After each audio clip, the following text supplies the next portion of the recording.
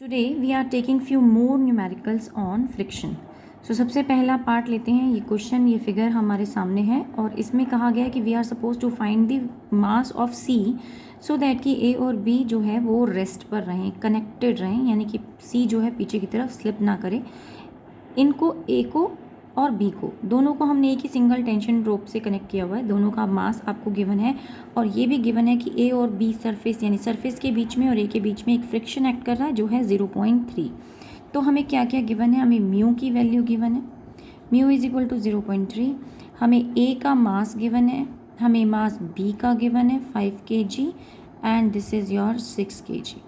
And you are finding out the equilibrium stage के लिए आपको निकालना है कि जब बॉडी मूव नहीं करती, यानी पूरा सिस्टम मूव नहीं करना, ना बी नीचे जा रहा है ना ए सी मूव कर रहे हैं, ऐसे सिस्टम के लिए आपको सी कितना वेट होना, कितना मास होना चाहिए सी का, वो हमें फाइंड आउट करना है. तो हम देखते हैं. सबसे पहला हम इक्विलिब्रियम बोल रहे हैं तो पहले इसके लिए फ्री बॉडी डायग्राम बनाएं. तो टेंशन ऊपर एक्ट कर रहा है और यहाँ पर एम बी जी नीचे एक्ट कर रहा है. तो T is equal to M B G. M कितना दे रखा है हमें 6 और जी को हम ले लेते हैं 10. तो this will be T is 60 Newton. हमारा पहला पार्ट आ गया. नाउ दिस, अब यहाँ पर जो टेंशन है वो इन दोनों के वेट के बराबर होना चाहिए, यानी कि एक्चुअली यहाँ टेंशन, मैं इसका फ्री बॉडी डायग्राम ही बना देते हैं. तो this is T, but back side पे एक फ्रिक्शन एक्ट करेगा और ये इन दोनों का कंबाइंड मास बोल देते हैं. यहाँ पर दोनों का मास है m1 एम सी का प्लस एम ऑफ ए का, दोनों कंबाइंड मास है. और यहाँ फ्रिक्शन एक्ट कर रहा है बैकवर्ड साइड में एफ, और उसके लिए फ्रिक्शन वैल्यू दे रखी है, म्यू की वैल्यू भी हमें गिवन है. तो हम यहाँ पर अब निकालते हैं that tension should be equal to your mu R, यानी tension should be equal to friction. So but friction is equal to mu R, और आर क्या है? Normal reaction. और नॉर्मल रिएक्शन हो गया आपके पास दोनों बॉडीज़ का mass M C plus M of A, ये हमारे पास आ गया है. तो हम दोनों का मास पुट करते एम इंटू जी, नॉर्मल डायरेक्शन हमें लेना तो जी भी आएगा मल्टीपल में. तो अब हम निकाल देते हैं tension is equal to 0.3 mu हमें गिवन है, एम सी हमें नहीं पता, एम ए हमें गिवन है 5 और जी भी हमें पता है. But this tension and this tension, this is equation number 1, this equation number 2, equate them.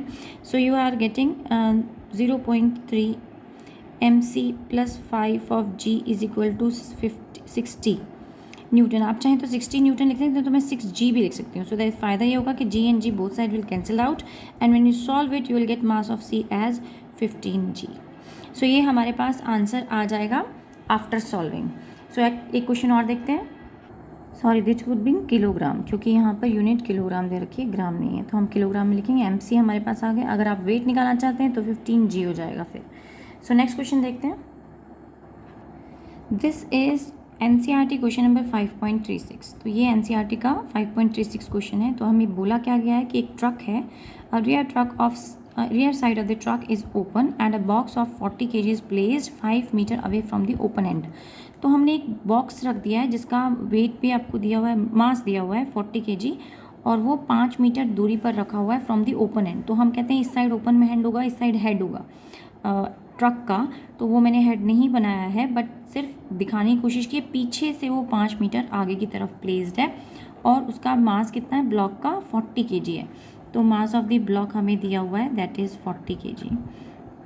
आगे away from if mu is equal to 0.13, अगर फ्रिक्शन 0.13 है 15 है and the truck starts from the rest, तो इनिशियल वेलोसिटी आपको दे दी truck की 0 and acceleration is 2 metre per second square. Acceleration भी आपको दे दिया. तो एक्सेलरेशन हमें मिल गया, डिस्टेंस हमें मिल गया, मास हमें मिल गया, फ्रिक्शन हमें मिल गया. At what distance from the starting point does the box fall off the truck. तो इसका मतलब ये वो हमसे पूछ रहा है कितनी देर दूरी के बाद जब ट्रक आगे की तरफ मूव कर जाएगा, तो कुछ टाइम के बाद, क्योंकि एक्सेलरेशन एक्ट करेगा ब्लॉक के ऊपर या बॉक्स के ऊपर, तो बॉक्स पीछे की तरफ पुश होगा. जब ट्रक आगे की तरफ जाएगा तो बॉक्स पीछे की तरफ आएगा. तो कहता है कि कितनी दूरी तय करने के बाद बॉक्स जो है नीचे की तरफ गिर जाएगा. और हमें क्या करना है? Ignore mass of the box, और हमें मास जो है बॉक्स का वो इग्नोर करना है. Okay. So first of all, जब आपके ट्रक में मोमेंटम आया, यानी ट्रक ने जब मोशन लिया होगा, तो बैकवर्ड फोर्स यानी फॉरवर्ड फोर्स ट्रक पर लगी, तो बैकवर्ड फोर्स लगी मास पे. तो जो बॉक्स वहाँ पे रखा था, तो फोर्स ऑन बॉक्स निकालते हैं हम। तो फोर्स जो लगी बॉक्स के ऊपर वो निकालनी है, लेकिन उसके लिए पहले देखिए जो पहली इनिशियल फोर्स लगी बिकॉज ऑफ ट्रक, तो force due to the motion of truck, truck के मोशन से जो फोर्स लगी वो थी F is equal to m a आपको गिवन है, मास भी आपको गिवन है, और जो फ्रिक्शनल फोर्स लगी थी, यानी मैं यहाँ लिख देती हूँ 40 इंटू ए आपको गिवन था 2।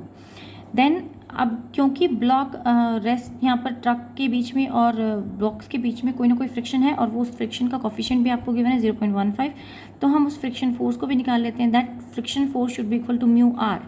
आर क्या है? उस वेट, उसका जो वेट डाउनवर्ड एक्ट कर रहा होगा, तो हम ये भी निकाल लेते हैं म्यू इंटू एम इंटू जी। तो अब म्यू हमें गिवन है 0.15 यस, इंटू मास हमें गिवन है 40, और जी की वैल्यू आप इसमें यूज़ कर सकते हो। तो अगर आप 9.8 ले लें तो मैं इसको 9.8 ले लेती हूँ। नाउ नेट फोर्स कितनी होगी? नेट फोर्स ऑन बॉक्स पे दो फोर्स लगी। एक तो जब ट्रक आगे चला तो पीछे की तरफ एक फोर्स लगी, वो बॉक्स पे लगी because of the motion of the truck. Action ये हुआ, रिएक्शन वो हुआ। उसके साथ ही यहाँ पर फ्रिक्शन फोर्स, क्योंकि अब ये पीछे मूव करने की कोशिश करेगा लेकिन फ्रिक्शन इसको रोकने की कोशिश करेगा, तो फ्रिक्शन इस तरफ एक्ट कर रहा है, और ये जो फोर्स इस पर लग रही है वो इस डायरेक्शन में, यानी बैकवर्ड डायरेक्शन में लग रही है। तो हम क्या करते हैं, इन दोनों का डिफरेंस निकालेंगे, जिससे हमें ये पता चल जाएगा कि नेट फोर्स अब बॉक्स पे जो लग रही है वो क्या है। अब अगर ये एक्शन है और उसमें से आप फ्रिक्शन सब्ट्रैक्ट करते हो तो नेट फोर्स आपके पास आ जाएगा। तो कितना था? F माइनस में फ्रिक्शन कर देते हैं, तो F हमारे पास ये ऊपर हम 40 इंटू 2 कर चुके हैं और ये वैल्यू आ चुकी है। इसको जब आप दोनों को यहाँ पे प्लेस करते हैं एंड सॉल्व करेंगे तो answer comes out to be 21.2 newton. So ये आंसर आपके पास 21.2 न्यूटन आ जाएगा। अब हमें निकालना है कि अगर इस नेट फोर्स से बॉक्स पीछे मूव कर रहा था तो उस वक्त उसके पास एक्सेलरेशन क्या रहा होगा। तो this net force should be equal to a dash into m of the box into a dash. तो हम यहाँ से ए डैश निकाल लेते हैं। देयरफॉर एफ न्यूटन के एफ जो आपका नेट निकला है वो है 21.2 divided by mass of the box वो है 20, and when you simplify this you will get 53 metre per second square. ये भी आपके पास आया था। अब वो कहते हैं हाउ मच डिस्टेंस कवर्ड। तो डिस्टेंस जो इसने कवर किया, डिस्टेंस कवर्ड बाय जो बॉक्स ने गिरने से पहले डिस्टेंस लिया होगा, उतनी देर में जितना टाइम बॉक्स को गिरने में लगा उतनी देर में ट्रक भी तो आगे चला गया। तो यहाँ हमें निकाला डिस्टेंस कवर्ड बाय ट्रक, तो वो ट्रक का डिस्टेंस निकाले S is equal to u t plus half a dash T square, जो हमारा टाइम लगा follow from the truck. Okay, when we are calculating the distance covered by the truck तो हमें ए लेना होगा जो कि ट्रक का है, वो ये है।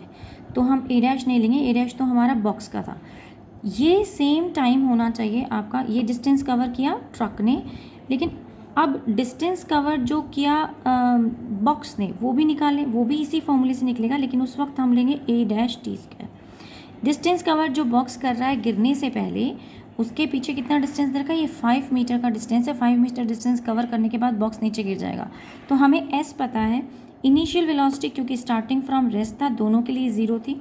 यहाँ हमें मालूम है दैट इज़ 5 मीटर, और अब इसे आप हाफ ए डैश भी हम कैलकुलेट कर चुके हैं विच इज़ 0.53 और टी स्क्वायर सॉल्व करेंगे। So you will get the time, कि टाइम कितना लगा। तो मैं सिंपली लिख देती हूँ, ये इधर लेके जाएंगे तो आपका 10 हो जाएगा, 10 बाई 0.53, और ये स्क्वायर में आ रहा है टी स्क्वायर। अब इस टी स्क्वायर को फर्स्ट इक्वेशन में, ये फर्स्ट इक्वेशन थी, ये डिस्टेंस कवर्ड बाय ट्रक था और बाय बॉक्स, तो ये सेकेंड इक्वेशन थी। अब जो सेकेंड इक्वेशन से टी निकला है उसको हम फर्स्ट में पुट कर देते हैं, तो हमें डिस्टेंस कवर्ड बाय ट्रक मिल जाएगा। तो अब वही करेंगे हम, यहाँ पर आप वैल्यू पुट कर दीजिए, हाफ इंटू ए की वैल्यू कितनी है 2 हमें गिवन था, और टी स्क्वायर हमारा ये आ रहा है विच इज़ 10 बाई 0.53, और आप जब इसे सॉल्व आउट करते हैं you will get the answer 18.57 metre. ये एनसीईआरटी क्वेश्चन है, इसमें ज़्यादा ट्विस्ट नहीं होता है, लेकिन फिर भी एक बार मैंने इसको ले लिया था समझाने के लिए। ओके, नेक्स्ट क्वेश्चन देखते हैं। You are given with this figure. इसमें 3 बॉक्सेस दिए हैं, तो तीनों एक दूसरे के ऊपर रखे हुए हैं, लेकिन ऊपर वाला टॉप बॉक्स आपने एक रॉड के साथ रिजिड सपोर्ट से टाई अप कर रखा है। एक पुली दे रखी है और यहाँ पर एक फोर्स लग रही है, और ये भी गिवन है कि friction between any two surfaces in contact वो कितना है 0.25, यानी कोई भी दो सरफेस, चाहे वो ए बी हो या बी सी हो या सी से जो सरफेस है टेबल सरफेस या रिजिड सपोर्ट सरफेस, उन सब के बीच का आपस का फ्रिक्शन जो है उसका कॉफिशिएंट कितना दिया हुआ है 0.25 कॉफिशिएंट दे रखा है। व्हाट दे आर आस्किंग, सबसे पहले बात पूछ रहे हैं find the friction between A and B, A और बी के बीच में हमें फ्रिक्शन निकालना है। तो हम एक एक करके सभी सॉल्व करते हैं। सबसे पहले हमें ए और बी के बीच में फ्रिक्शन निकालना था और फ्रिक्शन का फॉर्मूला होता है F = μr। लेकिन जब हम ए बॉडी की बात करेंगे तो उस वक्त सिर्फ ए का ही वेट एक्ट करेगा, और वो कितना हो गया mu into m g. M यहाँ कितना दे रखा है 3, तो मैं m of a into g लिख देती हूँ, which you will place the value 0.25। Mu coefficient given है हमें, ये म्यू गिवन था। a हो गया आपके पास 3 और g को हम ले लेते हैं 10। So answer will come out to be 7.5 newton. अब सेकेंड पार्ट देखते हैं। Now they are asking friction between B and C. तो जब आप बी और सी के बीच में निकालोगे तो आप दोनों का वेट आपको लेना पड़ेगा। तो अब फ्रिक्शन बिटवीन बी एंड सी कितना हो जाएगा, म्यू तो उतना ही रहेगा, लेकिन रिएक्शन के अंदर दोनों मासेस ऐड हो जाएंगे, m a plus M of b दोनों ऐड करेंगे एंड देन जी आप लिखेंगे। तो जब आप इसे सॉल्व करते हैं तो एम ए के लिए आप ऑलरेडी सॉल्व कर चुके हो और उसको आप 4 से मल्टीप्लाई कर दीजिए, यानी 4 जो है 4 पूरा वेट उसके हाथ में लेना पड़ेगा। चलिए हम लिख लेते हैं, यहाँ पे लिखें 3 + 4 7 हो जाता है, तो 0.25 इंटू 7 इंटू 10, ये जब आप पुट करेंगे तो आपके पास आता है 17.5 न्यूटन। नाउ थर्ड केस देखते हैं। थर्ड केस में आपको अब निकालना है बिटवीन सी एंड सरफेस, सी के बीच में और सरफेस के बीच में आपको वैल्यू निकालनी है। सो अब हम तीनों मासेस लेंगे, यानी जब आप सरफेस के लिए निकालोगे तो तीनों का वेट एक्ट कर रहा है साइमल्टेनियसली। तो अब आ जाएगा बिटवीन सी एंड सरफेस जो है हम ले रहे हैं, सिर्फ सी के लिए लेते हैं, सी एंड जो सरफेस यहाँ पर था उसके लिए। तो अब फ्रिक्शन कितना हुआ इन तीनों का सम टोटल, वो कितना 8 + 4 + 3, हम इनको ऐड कर लेते हैं।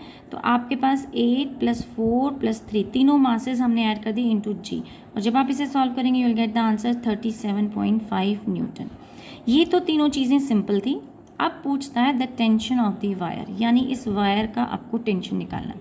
अब आप देखेंगे कि यहाँ पर जब आप दोनों का केस लेते हो, 2 टेंशन लेते हो, तो आपके पास यहाँ पर भी फ्रिक्शन आ रहा है, यहाँ पर भी फ्रिक्शन आ रहा है, और जब टेंशन इस वाली बॉडी की बात करोगे तो ग्राउंड का भी फ्रिक्शन भी एक्ट करेगा।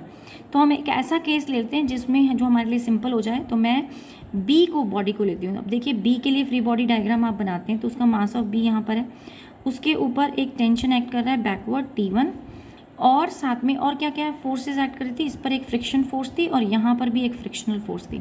अब ये पूरा सिस्टम स्टेशनरी है, देखिए एक ही रॉड की वजह से ये नहीं मूव कर पाएगा, आप फोर्स अप्लाई करेंगे तो ये पूरा सिस्टम जो है वो इक्विलिब्रियम में है। ये भी गिवन है हमें कि this entire system was in equilibrium, कोई मोशन नहीं था। तो आपके पास जब नहीं है, ये ले रहे हैं कब, किस कंडीशन के लिए, ए वॉज 0 दिया है हमें क्वेश्चन के अंदर, तो हमने ए बी सी के लिए निकाल लिया। अब हमें टेंशन निकाले, तो इस बॉडी को ले रहे हैं, सेकंड वाली बॉडी को, टेंशन इधर एक्ट कर रहा है। ए और बी के बीच का फ्रिक्शन भी हम कंसिडर करेंगे, बी और सी के बीच का फ्रिक्शन भी, और ये दोनों हमने कैलकुलेट कर लिए। ए का बी के साथ जो फ्रिक्शन होता है 7.5, बी का सी के साथ होता था 17.5, तो ये दोनों फ्रिक्शन हमें लेने हैं कंसिडरेशन में। तो यानी दो फ्रिक्शन जो एक्ट करें, जब ये टेंशन इस तरफ खींचेगी तो फ्रिक्शन उस तरफ एक्ट करेंगे। तो हम ये कह सकते हैं कि फ्रिक्शन एफ ए और दूसरा फ्रिक्शन कौन सा था, एफ बी सी। तो आपके पास इक्वेशन बन जानी चाहिए T = FA + F of BC, दोनों को ऐड कीजिए, यानी 7.5 + 17.5 विच इज़ 25 न्यूटन। ये भी हमारे पास आंसर आ गया। लास्ट केस देखते हैं, वो मांग रहा है F नेट फोर्स मांग रहा है। अब जब आपकी नेट फोर्स लग रही है तो आपके इस बॉडी पर, सी बॉडी पर फ्रिक्शन इसकी वजह से भी लगा, इसकी वजह से भी लगा, और टेंशन भी लगी। तो हम सिर्फ सी बॉडी को अगर कंसीडर करें तो उस पर 3 फोर्सेस लग रही हैं। फ्री बॉडी डायग्राम देखते हैं, एफ लगा, पीछे की साइड टेंशन लगी, ग्राउंड की फ्रिक्शन लगी, यानी कि सी अकेली जो थी फ्रिक्शन उसको मैं एफ सी बोल देती हूँ, और जो ऊपर बी और सी के बीच में फ्रिक्शन लग रही थी वो भी थी बी सी के बीच में। तो ये फ्री बॉडी डायग्राम हो गया सी बॉडी के लिए, तो मास ऑफ सी ले लिया हमने। अब इसके अंदर फिर पुट करते हैं, तो F should be equal to, क्योंकि इक्विलिब्रियम है तो इन तीनों का sum total should be equal to F, तो T plus F B C plus F of C, F B C 17.5, F C 37.5 और टी टेंशन 25, इन सब को हम ऐड कर दें 25 plus 17.5 plus 37.5, that will give you 80 Newton. So this is the final answer for this. Let us see few more question. Now we are given with this figure. ये wait हमें दे रखा 2 ग्राम मास हमें दिया हुआ है, इसका भी पुली का मास भी हमें दे रखा है 5 kg। यहाँ पर टेंशन एक्चुअली ये एक ही सिंगल रोप है जो इन सारी पुलिस के क्रॉस करके यहाँ रिजिड सपोर्ट से टाइड अप है। और आपसे कहा गया ये एक टेबल पर, आप कह सकते हो आप इसको, ये प्लेसमेंट जो है ये पूरा एक एंटायर टेबल पर है।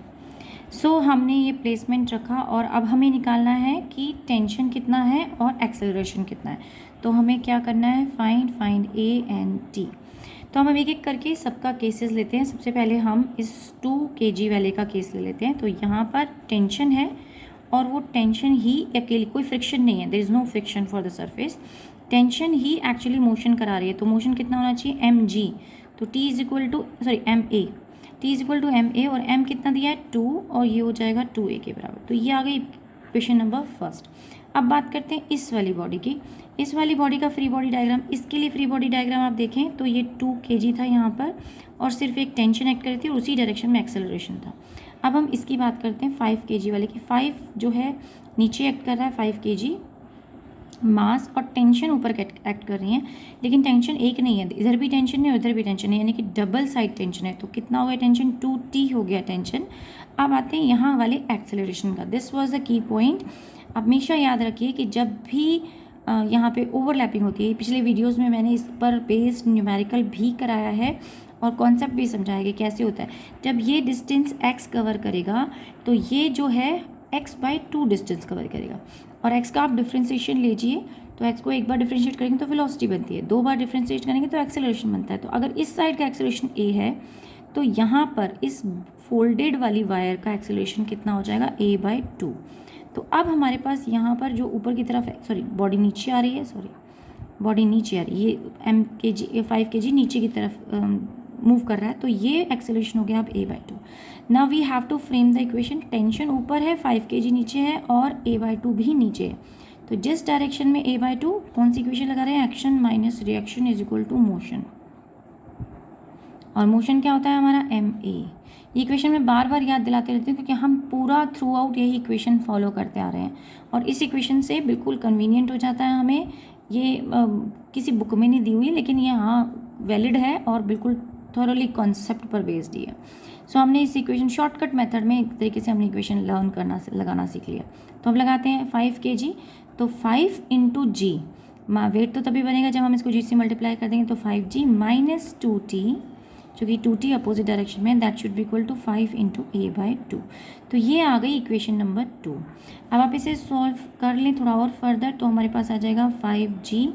मैं यहाँ पे इसको t की वैल्यू हम यहाँ से यहाँ पुट कर देते हैं, तो ये आ जाएगा आपका 2a, और 2 मल्टीपल में भी तो 4a, so 4a is equal to 5a/2। और हमें निकालने के लिए क्या बोला था, हमें एक्सेलरेशन निकालना है इस पूरे सिस्टम के लिए। तो acceleration when you simplify this further we'll get, ये मैं 5g लिखती हूँ, 5g, a को हम उधर लेके जाएंगे तो it will be coming out 13a/2, और a हमें निकालना है तो that will be 2/13 into 5 of g, और वो कितना आ जाता है 10/13g। सो ये आपका फाइनल आंसर है। और ये किस डायरेक्शन में है, फॉरवर्ड डायरेक्शन में, फॉरवर्ड डायरेक्शन में, यानी एक्सेलरेशन ये निकाला है हमने, ये इस डायरेक्शन में जा रहा है। तो इस डायरेक्शन के लिए हमने निकाला है 10/13 ऑफ जी। आप चाहें तो आप ये वाला भी निकाल सकते हैं। अगर ये वाला एक्सेलरेशन निकालेंगे तो जस्ट इसका आधा हो जाएगा। तो अगर आपको a/2 निकालना है दूसरी साइड के लिए, यानी कि हैंगिंग साइड के लिए, तो फिर एक्सेलरेशन हो गया 5/13 ऑफ जी। और अब यहाँ एक्सेलरेशन का है डाउनवर्ड है। ये तो हमने कन्वेंशनली हमने अपनी मर्जी से एज्यूम किया था, बट वो हमारे कैलकुलेशन वाइज पॉजिटिव ही वैल्यू आ रही है। अगर हमारी एज्यूम्ड डायरेक्शन इसकी अपोजिट होती तो जो साइन जो थे वो नेगेटिव में आते। सो एक क्वेश्चन और देखते हैं। Now we have this figure. In this figure you are again given with 2 pulley, और दोनों पुलीज के साथ एक ही रोप है। यहाँ से स्टार्ट हुआ मिड से, ये रोप का, ये पुली का कनेक्शन था आपका ऊपर से, और यहाँ से रोप स्टार्ट हुआ और वो टर्न करके पूरा एक ही वायर है जो कनेक्टेड है मास m1 मास 4 kg से भी, और इधर पुली का मास भी दे रखा है सेकेंड पुली का, दैट इज़ 5 kg। सो आपको इसके लिए एक्सेलरेशन निकालना, और ये एंटायर सिस्टम नीचे की तरफ मूव करा, तो ये ऊपर की तरफ ए है और दिस इज़ डाउनवर्ड। तो आप दोनों के लिए इक्वेशन देखते हैं वन बाय वन। पहले इसके लिए देखते हैं। इसके लिए टेंशन टी ऊपर एक्ट कर रहा है, m1 यानी m इसको 1 कह दें, m1 इसको हम m2 कह देते हैं, सो दैट इक्वेशन ईजी हो जाएगा। m1g डाउनवर्ड एक्ट कर रहा है और एक्सेलरेशन कहाँ है, ऊपर की तरफ है। So we'll frame the equation, t को प्लस लेंगे आपकी बार, -4 of g is equal to 4a। ये हमारी इक्वेशन नंबर 1 आ गई, यानी m1 को मैंने 4 पुट कर दिया है, तो इक्वेशन नंबर फर्स्ट हो गई। अब सेकेंड इक्वेशन देखते हैं, ये वाली। इस केस में क्या है, फ्री बॉडी इसमें भी बना लें, तो mg यहाँ हमारा डाउन एक्ट कर रहा है, acceleration is again moving down, A भी डाउन है, लेकिन अब टेंशन जो है यहाँ पर, ये 2 टेंशन है और इसको हम कहते हैं 2t। ये 2t ऊपर की तरफ एक्ट कर रही थी, तो जिस डायरेक्शन में हमारा एक्सेलरेशन होगा वो कंपोनेंट अब प्लस रहेगा, और ये मास कितना दिया हुआ है, ये दे रखा है 5, तो 5 of g -2 of t। But now the exact point comes कि अब एक्सेलरेशन कितना होगा। अब ये पुली के अराउंड डबल हो गई, टेंशन डबल हो गई, तो जब भी टेंशन डबल होती है एक्सेलरेशन क्या लेते हैं हम, हाफ। तो यहाँ एक्सेलरेशन हो गया हाफ, और वो हो गया 5 × a/2। जब भी आप एक रोप को पुली के अराउंड रैप देखें और वो डबल डिस्टेंस कवर कर रही हो, फोल्ड हो रही हो, तो हम एक्सेलरेशन को आधा कर देते हैं। इसका कॉन्सेप्ट मैं पिछले वीडियो में समझा चुकी हूँ, सो आप एक बार देख सकते हैं उस वीडियो को। तो हमने जब ये सॉल्व किया, यहाँ आप सिंप्लीफाई करते हैं, यहाँ पे 2t की वैल्यू, यहाँ से t की वैल्यू निकालें और यहाँ पर प्लेस कर दें, तो आपके पास आ जाएगा 5g - 8a - 8g is equal to 5a/2। मैंने ये 4 को यहाँ पे पुट किया तो मल्टीप्लाई होके 8 हो गया है। And then when you simplify this entire part, तो आपका एक्सेलरेशन आ जाता है, ये g है, ये g है, ये एक्सेलरेशन है, ये एक्सेलरेशन है। जब आप सिंप्लीफाई करेंगे you will get the answer 2g/7। तो इसका मतलब ये माइनस साइन क्या शो कर रहा है, हमने इसको माना था ए को ऊपर की तरफ, बट एक्चुअली माइनस आ गया, तो इसका मतलब एक्चुअल जो मोशन होना चाहिए था वो डाउनवर्ड होना चाहिए था। सो हम लिख देते हैं minus sign is showing the downward direction motion. अब ए आ गया है तो a डैश भी आप निकाल सकते हो, यानी कि a/2 भी हम निकाल सकते हैं, a डैश कह लो इसको या a/2 कह लो। सो a/2 यानी इस पार्ट के लिए हम निकाल सकते हैं, तो वो कितना आना चाहिए, वो इसका हाफ, तो यानी -g/7। तो जो आपकी एज्यूम डायरेक्शन थी उससे अपोजिट, तो ये कहाँ होना चाहिए, अपवर्ड। तो ये माइनस सिंबल इस बार हमारे आए हैं, ताकि ये पता चल गया हमें कि हम जो एज्यूम्ड हमारी डायरेक्शन हमने कंसीडर की थी, पेपर में अगर बुक में नहीं दे रखी है तो इसका मतलब जो हमने एज्यूम की है वो अपोजिट है। अगर दे रखी है तो वेल एंड गुड, अगर नहीं दे रखी है और आपने एज्यूम कर लिया तो उसमें आंसर गलत नहीं होता, सिर्फ डायरेक्शन चेंज हो जाती है और वो माइनस साइन के साथ आंसर आता है, दैट्स इट। ऐसे और भी बहुत सारे क्वेश्चन आप प्रैक्टिस कर सकते हैं, चाहे वो डबल पुली हो, चाहे वो इंक्लाइंड सरफेस के हों, विद फ्रिक्शन हो, विदाउट फ्रिक्शन हो, इक्विलिब्रियम कंडीशन हो या विद एक्सेलरेशन हो। और ये चैप्टर एज सच मैंने देखा है कंपटीशन के लिए काफ़ी इंपॉर्टेंट है। जितने भी बच्चे नीट के लिए, जेई के लिए प्रिपेयर करते हैं उनको ऐसे क्वेश्चंस देखने के लिए मिलते हैं, तो वो इनको प्रिपेयर कर सकते हैं। सीबीएसई में डबल पुली वाले केसेस कम ही देखे गए हैं, लेकिन कम देते हैं